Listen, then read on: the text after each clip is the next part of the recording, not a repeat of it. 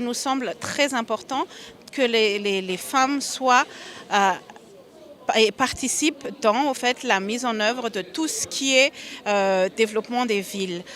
Et au-delà de ça, la question de la sécurité est vraiment centrale pour la femme. La sécurité dans la mobilité, la sécurité dans les transports, la sécurité dans les aires publiques, les espaces publics. Donc du coup, c'est vraiment une question d'une importance cruciale.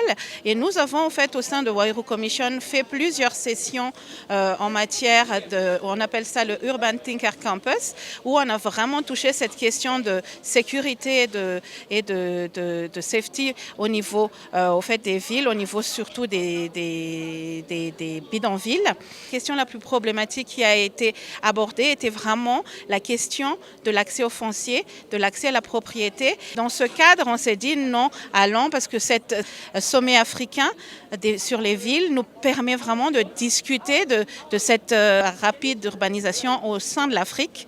Comment est-ce qu'on aborde ça et comment les femmes ont leur position là-dedans.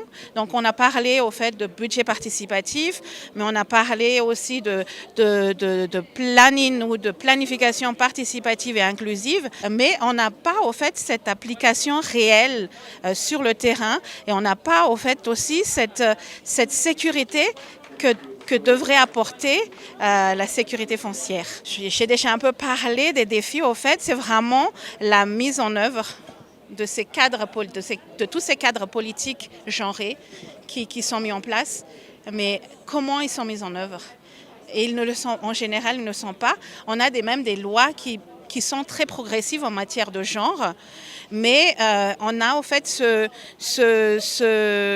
cette compétition avec les droits coutumiers et les lois légales. Et du coup, ça, c'est l'une des défis, mais ça peut être une opportunité parce que les lois, c'est fait pour changer, surtout les pratiques coutumières. Donc, si on travaille dans ce sens, j'imagine qu'on arrivera à quelque chose. Ça, c'est un grand défi. Le deuxième défi, c'est avec, comme j'ai dit tout à l'heure, la rapide urbanisation.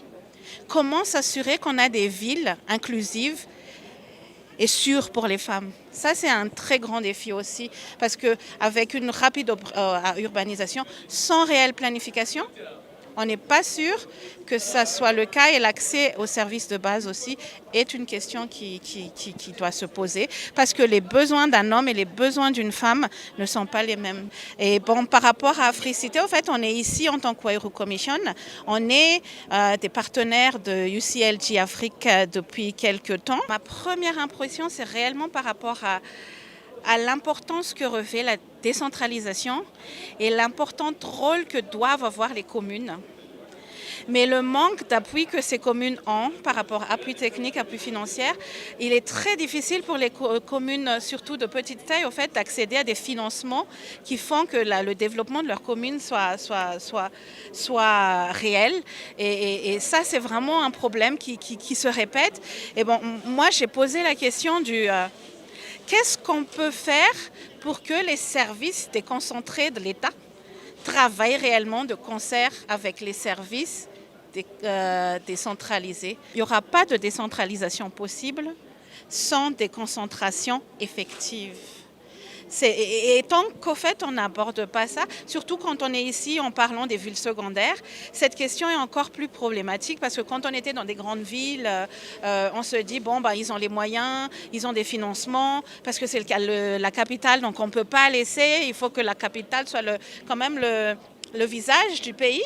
Mais quand on rentre dans les questions des villes intermédiaires, on n'a plus cette pression que peut apporter la communauté dans les villes. Et du coup, on perd un peu sur cette efficacité qui devrait se mettre en place. Voilà.